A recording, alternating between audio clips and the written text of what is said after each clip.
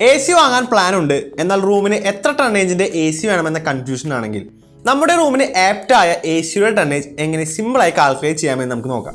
So ആദ്യം നമുക്ക് approximate ആയിട്ട് എങ്ങനെ കാൽക്കുലേറ്റ് ചെയ്യാമെന്ന് നോക്കാം. ഫസ്റ്റ് നമ്മുടെ റൂമിന്റെ വോളിയം കാൽക്കുലേറ്റ് ചെയ്യണം. Length into breadth into height ചെയ്യുമ്പോൾ നമുക്ക് ഒരു വോളിയം കിട്ടും.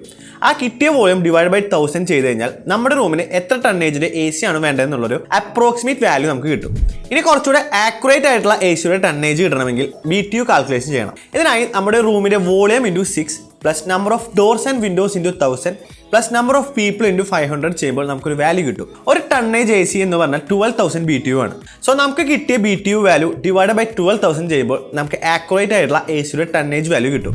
ഇനി നമുക്ക് കിട്ടിയ എ സിയുടെ ടണ്ണേജ് വാല്യൂവിൻ്റെ കൂടെ സൺ എക്സ്പോസ്ഡ് റൂം ആണെങ്കിൽ 10%, അതുപോലെ ടോപ്പ് ഫ്ലോറിലോ മറ്റോ വരുന്നെങ്കിൽ അഡീഷണൽ 10%, നമ്മുടെ റൂംസിൽ എന്തെങ്കിലും അപ്ലയൻസോ കാര്യങ്ങളുണ്ടെങ്കിൽ അഡീഷണൽ 10% ആഡ് ചെയ്യേണ്ടതുണ്ട്.